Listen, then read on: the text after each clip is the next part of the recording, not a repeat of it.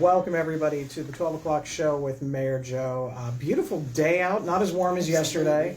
Yesterday was one of those days you come in with a coat and then you're leaving and you're carrying your coat in your hand type of thing. Absolutely. So the weather is not as cooperative today, but we're going to welcome former Reynoldsburg City School Board President and now City Councilwoman Angela Abram to the show. Welcome. Thank you so much. You got it all figured out now, right? You've had a couple meetings under your belt. It's three meetings, a whole different thing. I'm sleeping better. Okay, well there you go. That's always a good thing. So what are the biggest differences between school board and city council in this brief, tiny little snippet that you've seen? Well, okay, so when I first became a school board member, within 2 months we had COVID. So, barring some new pandemic coming, I think just the right. So I think just the amount of work is different. The amount of meetings for school board is not as or is less than. No, it's more. It's more than what's happening on council. I can invite you to more meetings. We have plenty of meetings if you want more meetings. I'll pass on that. Right. Thanks. I think it's just the way the council is set up. You know, we have a lot of our meetings during the main meeting, whereas on school board, you know, the committee meetings are held outside of the school board meeting. So it's a little bit different of a timeshare, a little bit all the way. Yeah. So you know, you obviously told community members what your thoughts were, and you listened to what they said that they're looking for in a member of city council. So have you kind of identified, you know, not for the entirety of your term, but have you kind of identified, like, what are some goals that you think that you would like to work on for this year for city council? So for this year, I really would like to develop more partnerships and bring more of Franklin County partners to Reynoldsburg, particularly for our seniors and for our teen and senior relationships. 2 weeks ago, I was down at the State of the Seniors that was through the Office of Aging, and there are a lot of programs there that I don't know that our community is necessarily aware of or utilizing. So I would like to bring them to Reynoldsburg. Just so that we can benefit more. We're already, you know, paying for it as part of what is being part of Franklin County. So, you know, let's do that. So those are my main things for this year. I'm a big maternal infant health advocate. So certainly trying to bring Celebrate One, Grounds Work, and March of Dimes here to Reynoldsburg to partner for helping our young families. I think it's one thing that I've noticed since I've been here is while we have a good relationship with a lot of Franklin County, specifically their Department of Health has been, Joe Mazzola has been a guest on the show a number of times, and he's very instrumental in it. That's kind of, we've worked together, and that's how I found out about the aging, some of the aging programs that they have. A lot of times Franklin County forgets that there are other parts of Franklin County other than the city of Columbus. And so it's good to remind them that, you know, hey, all of us on the exteriors, you know, are just as much a part of the county as anything else. Yeah, and I don't think they've forgotten about us. I think we just have to meet halfway. Yeah. You know, they're saying, hey, we're here. And we're saying, hey, we're over here. But no one's coming together and say, hey, let's meet up so we can help, you know, this side, the east side of Columbus, Reynoldsburg.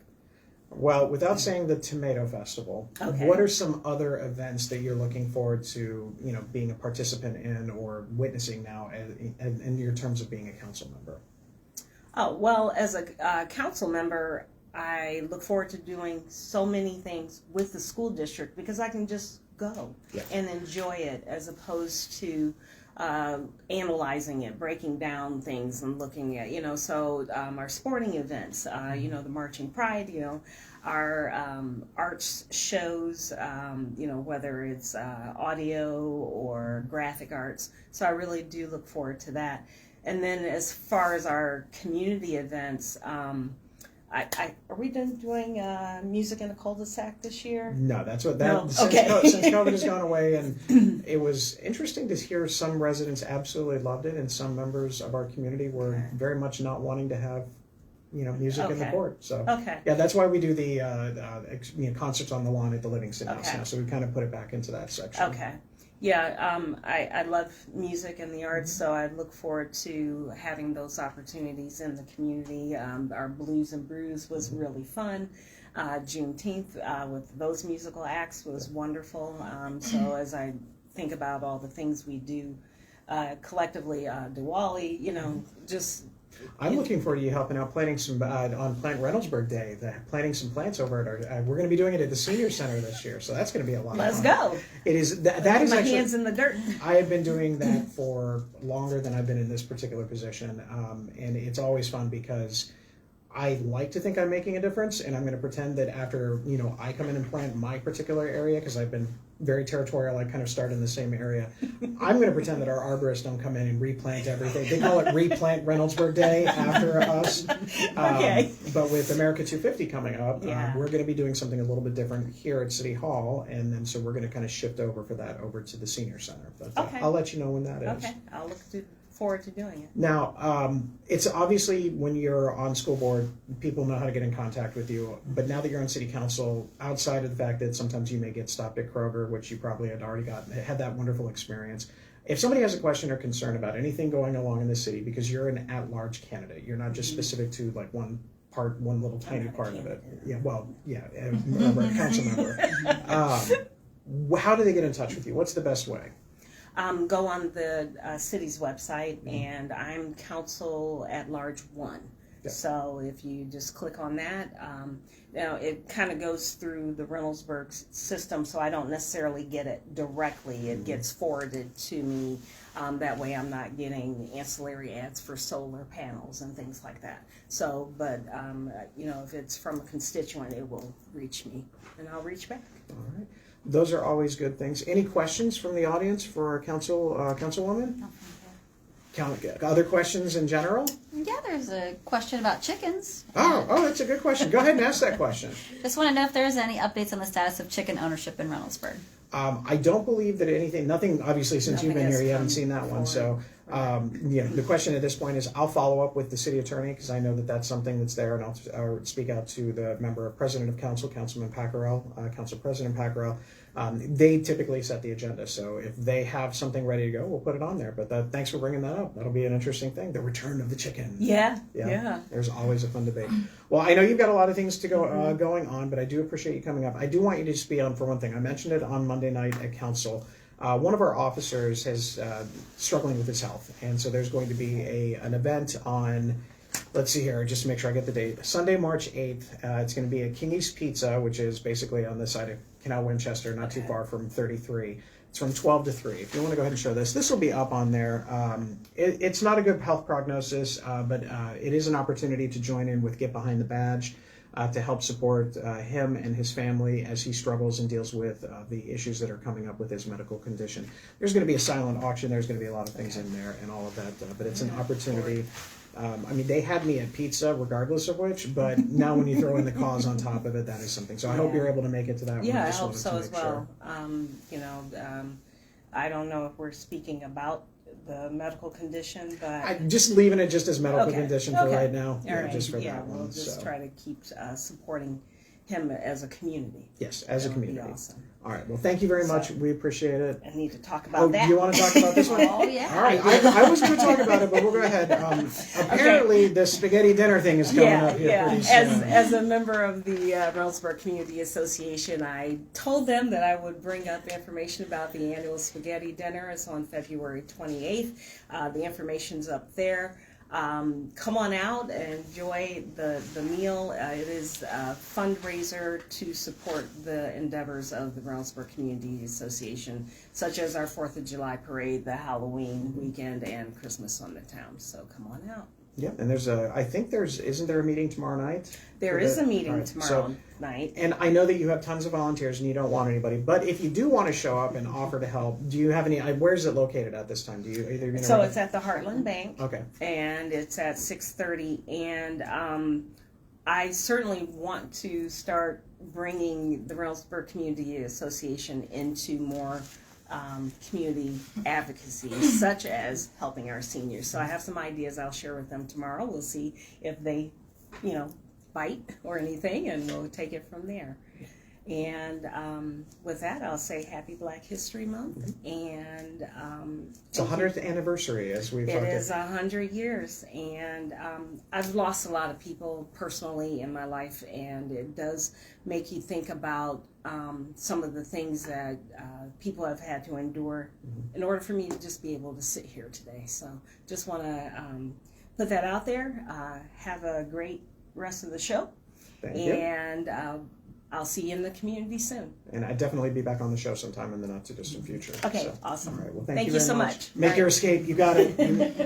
Alrighty, bye-bye. All right, thanks everybody. Okay. Again, wonderful opportunity to talk to now City Councilwoman Angela Abram, as we've obviously had her on a number of times as the school board. So speaking of school board, I do want to send out a congratulatory message to a brand new Board of Education member, Kirby Samuel. You can see him at his first meeting on Tuesday night next week, the 17th, right here at City Hall. So go ahead and welcome him there. Wouldn't be surprised, though, if you see him or any other members of council a little bit earlier. This would be this Friday night at 7 p.m. for Groove and Dine Valentine, featuring the Groove City Big Band, and that's at the supporting the Reynoldsburg Theatrical Company, and that's going to be at the Summit Campus Era Pack, and tickets are $25, and the dinner is provided by O'Charlie's.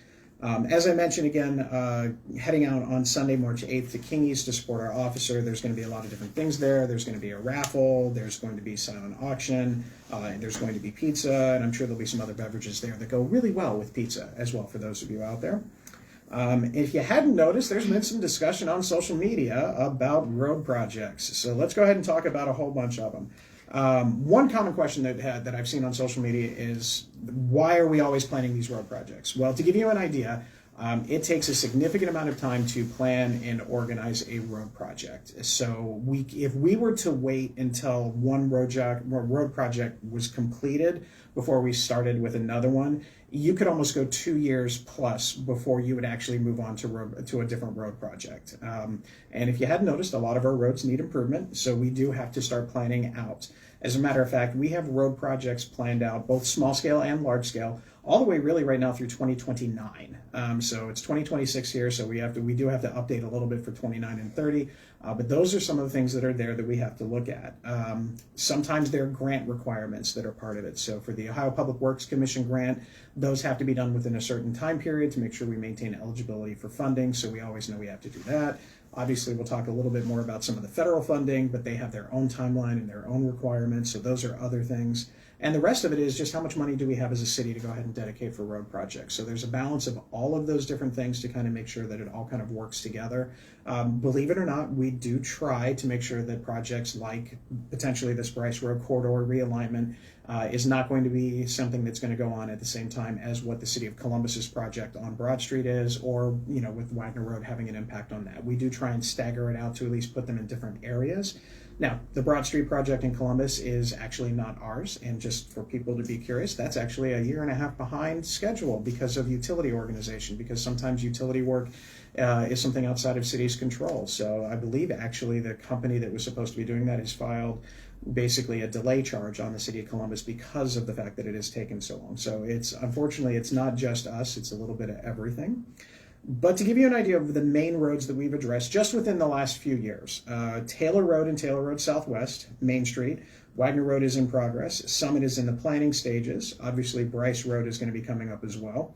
Rose Hill and Lancaster had already had some of their previous kind of improvements done as far as the lane widening and things like that, but that doesn't mean that they're not going to go ahead and get some attention when it comes to traditional repaving and things like that, or specifically like a light at the intersection of Rose Hill and Retton. With a lot of our students becoming more walkers to school, we want to make sure that we put some things in there, so not only will there be some additional stop signs, but until we get that traffic light in, that'll be an option as well. Now, as far as Wagner Road, we talked about it before. Obviously, there's been a lot of snow on the ground, but we did talk with our contractors this week. Once the snow is away and there's consistency in terms of the snow being gone, the crews will be there. They'll probably be back in mid-March at this point. So we're talking probably about 3 to 4 weeks from now. They will be back, and they will be doing site prep for the asphalt as well as street lights, traffic signals, and things like that. And again, this is assuming that we don't get another 10 to 12 inches of snow dumped on us between now and that point in time. I'd like to say that's a safe bet, but it's Reynoldsburg in Central Ohio, so who knows? Paving will start in mid-April, give or take a couple of weeks. Once the asphalt factories are up and in production, we're on the top of those lists, so that stuff will happen. So that phase 1 of Wagner Road will get taken care of, and then phase 2 will start sometime later on this year. Bryce Road, as we've talked about, again, thank you to Congresswoman Joyce Beatty and Senator Bernie Moreno for their support of this bipartisan project to realign Bryce Road. If you're driving basically, and I won't use directions because some people are not in favor of the ideas of the east and west and whatnot, but if you're driving to Columbus or driving back in from Columbus from the 270 interchange, probably not going to notice a lot of difference as far as traffic flow for this particular project. However, if you live going towards Livingston, or if you're going up Main Street towards Broad Street, which this is not going to connect in through, but if you're going those directions, that's where you're going to see a big impact. You're going to see lane realignment, so you're more or less going in a direction that is straight. So if you're going straight on the road, you're not going to run into a brick wall or old Walgreens building, so that's one improvement. You're also going to have an additional left turn lane if you're on Bryce Road by the Speedway, and you're going to have an additional left turn lane if you're on Bryce Road by the Flower-Rama. The rest of the road is going to stay pretty much the same until you get past the library. So the same number of lanes that are there now, which are 5, it's going to be the same there, again, with that extra turn lane for making left-hand turns at Bryce Road. When you get a little bit beyond that, we're going to put the road on what they call a road diet, because there's not near as much traffic in that area as there used to be. So it'll kind of squeeze down a little bit until you get past Century City, and then it'll open back up at the Livingston intersection. So that's kind of the scope of work. This is something that we've had a couple of public meetings on at libraries. We've talked about it for a couple of years. We've tried to get a couple of larger grants to pay for it. We were unsuccessful, but we did get this particular grant, and so now we're in the planning stages for the rest of it. So that's going to be a huge thing. This will not be impacted by CODA. CODA is actually going to be moving their first main station, I guess you could say, a little bit further down the road on Main Street as of their most recent iteration, which I'll talk more about that in a little bit. And the scope of the project is basically the scale. Right now, we know what we have funding as far as what CODA is allowing us to use through what they call transportation supported infrastructure. So this would be the bike paths. This would be some of the other things that we're putting in there, as well as the $2 million from the federal government. And then we're working on what we have in our budget, as well as OPWC grants moving forward. So we know we're going to get at least to Rygate, but our goal is to ultimately get down to Livingston and improve that entire corridor, which includes repaving that entire road. We'll know more about the cost and all of that as we kind of move forward on this one. But right now, just the intersection and the area up to Rygate's about $5 million. And like I said, between CODA's money and the federal money, we're good to go with that. Now we just want to make sure with the other additional grant funding that we can expend that as best as we can. Other question I saw, roundabouts. Good question. A lot of work had been done on roundabouts and things of that nature. Roundabouts are good if you have a lot more open space. The biggest obstacle for us is not whether or not people can understand how to drive in a roundabout, though that seemed to be one of the big conversation topics on social media. The reality is spacing. To put a roundabout on a road that has the kind of traffic that Reynoldsburg does, that also has, the multiple lanes and things like that, a lot of land would have to be taken at the intersections to actually accomplish that, and it would have to be taken. So you're looking at every intersection, whether it's Bryce in Maine, Rose Hill in Maine, Briarcliff, Hence Drive, all of the way down, all the way across. A lot of those businesses that are on those corners would probably not exist. Jolly Pinewood would not exist. Walgreens would have to close, or the CVS would have to close down. The bank that was just built, the Chase Bank there, would also probably lose a lot of their space, as well as UDF. So from a logistical, practical sense, that's why roundabouts are not going to be on Main Street. It's just there is not enough room considering the existing businesses that are there.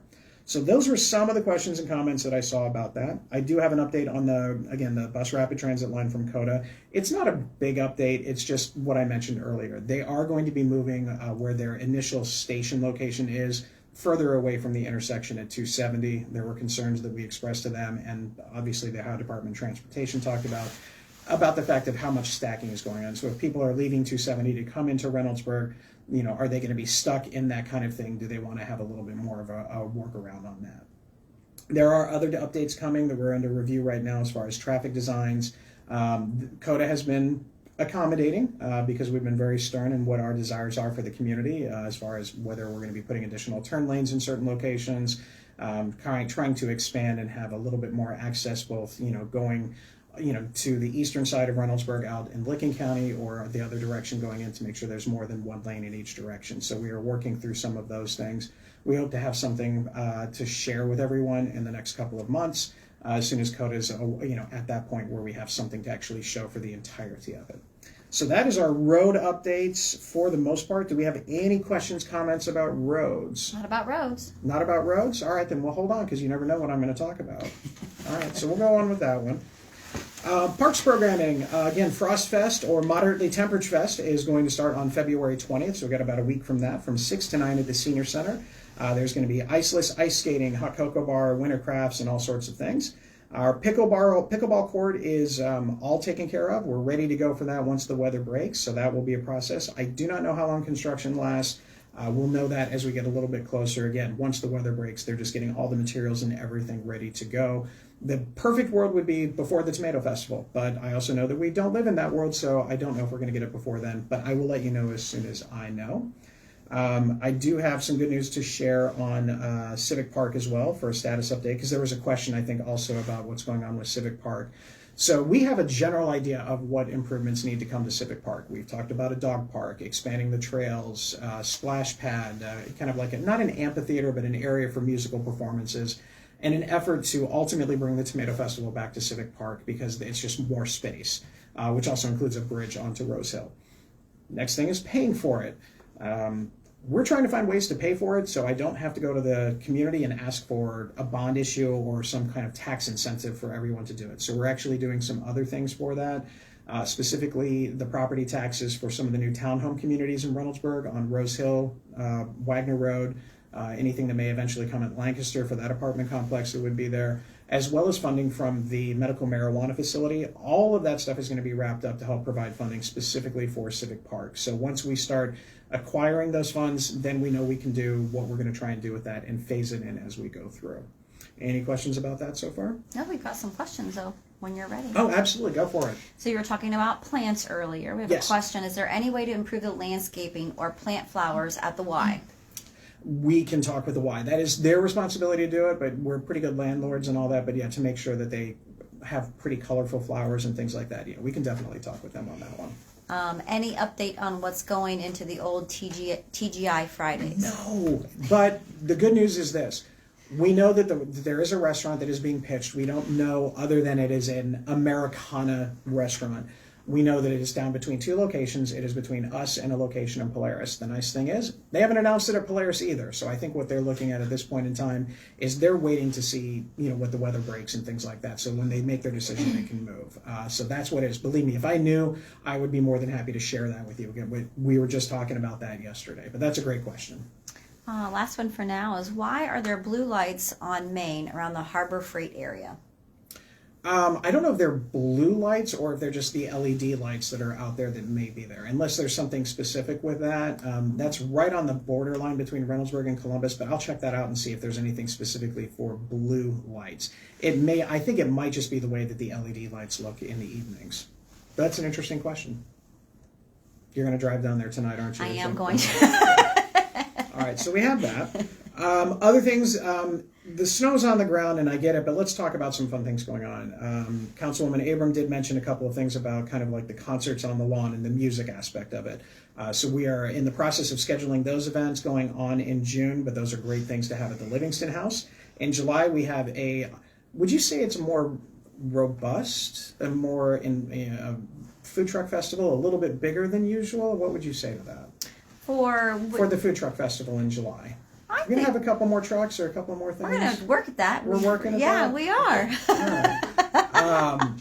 I don't know where this is going. No, that's one of those things. I know, because we all know that there's, in June, it's Juneteenth and Pride. July, 4th of July, and the fireworks. And then August, obviously, the Tomato Festival. So I was looking to kind of talk about some of those things when it's nice weather out that aren't necessarily the big ones, maybe some of the smaller ones that we're familiar with. We do have one in June, and then July, we're definitely looking to add more trucks up. We're reaching out to more. So if you're even local, we'd love to have those local businesses apply to those events. And that doesn't include what we're hoping to have eventually, which is some events with our Dora community as well, specifically with Eastside Brewery, Pro, Slab, and Vic. So we are working on those areas as well. And hopefully we'll have a new tenant in that building where Brewster's used to be. They're working on some things. Hopefully they will get some stuff settled and they can get that together to open up this spring.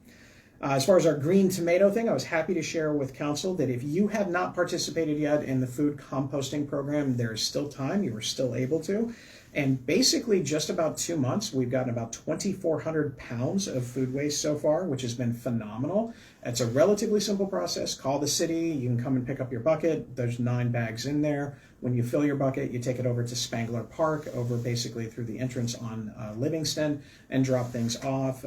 83% of our bins get full, which is great. That's a really good use. And so far, it's not a lot of contaminants. So it's worked out well. So if you're looking forward to doing that, please do so. It is interesting for our family, and depending on if one of my children are at home or not, it changes the amount of trash we have. But even with just that small part, we've noticed a reduction in the amount of trash that goes into the big trash cans. So that's something that's there. Other things going on, Community Cleanup Day. We've got that going on April 25th. There's a lot of activities. As always, we're going to be putting the word out to our schools so they can help design our Community Cleanup Day t-shirts. If you would like to volunteer during that day, you are welcome to, and we're working on some other cool things with that to help kind of beautify our little area. And we've got some other cool things. So I'll kind of stop there. Is there anything that any other questions that have come out that I haven't topic? All right, so I did cover at least what the other ones were, which is good. In a couple of weeks, we have the State of the City, and I'm looking forward to it for a number of different reasons. There's going to be some pretty big announcements coming up in the next few weeks that I'm looking forward to. We'll have one next week, and then hopefully some other renderings coming up later on. Rep Fieldhouse and a few other things are coming online soon, and that's going to be great. But if there's something you want me to talk about specifically, if there's something that, hey, you know what, I've always wondered about this, and you think it should be included in the State of the City, that would be an awesome opportunity. Please let me know what you would like to do in the chat, message me, things like that. I'm sure staff who monitors our social media will kind of keep an eye on that as well to see if anything pops up. But basically, a lot of it is going to be how 2025 was setting the stage for a lot of the really cool things that we're going to start to see in 2026. Any questions? No, something that we were talking about before is, can you please change the timing of left turn lights from Main onto Taylor? It's making intersections more and more dangerous. So yeah, we are talking about that. We actually had that conversation about that to kind of do a check. So a lot of times, depending on the location of where it is in the city, we have what is called an Opticom system. This is the system that allows our fire trucks and EMS services that as they approach a red light, they can kind of hit the signal and it turns green for more proximity to safety. And then what that does is it takes 2 or 3 lights for the cycle to kind of go back so it's on that radar track all the way across. And while that doesn't impact necessarily the location at Taylor in Maine, what it does do is it does impact everything from Wagner all the way down to Bryce Road. And when those lights are off and not flowing, it makes it look like there's a little bit more traffic in that area. That being said, the left turn lane, actually left turn from Taylor onto Main Street or Main Street onto Taylor, both of those are relatively short. I live out there. I completely understand what you're talking about. The idea is that for every second that we add on some of those turn signals, it takes away time from the other cross traffic or other traffic going to and from the eastern part of Reynoldsburg. So it's a balance with that. Same intersection at Bryce and Main as well. For those of you that have ever gone to Coffee Paradise, you probably see me there. That's where I go if I want an extra little bit of caffeine for the day. It's the same thing at that light as well. That while we could increase the time, the reality is there's only a small number of cars at that intersection as opposed to the larger amount on Main Street going towards 270 or back, but we are looking at it. All right, seeing as how there's no other questions right now until I sign off and the ones pop up 30 seconds later, we are back next week to, again, continue our celebration of Black History Month, where we will have the first African-American woman elected to Truro Township as a trustee, and Toni Cleckley. Now, she's not just a township trustee, she is actually also a chaplain and has been a chaplain for our police department for quite some time. So a lot of times she's on those scenes to help our officers deal with some of the things that they see on a day-to-day basis that the rest of us don't really know about. So we're going to talk about that. We're going to talk about her role as a trustee, and we'll probably talk about something to do with property taxes next week, because that'll obviously impact our fire and EMS services. So with that, everybody, I hope you enjoyed the Super Bowl. I love the Super Bowl halftime show. It's good. I thought it was a lot of fun. So I hope you appreciated that. State of the City's coming up, so we'll have that going on as well. A lot of cool things, and before you know it, it's going to be summertime, and we're going to have a lot of events going on. So have a wonderful rest of your day. We will talk to you soon. Stay safe, stay respectful, and as always, please put your shopping carts away, especially now that the snow is melting. You can put them in the cart corral. Thanks, everybody. We'll see you next time.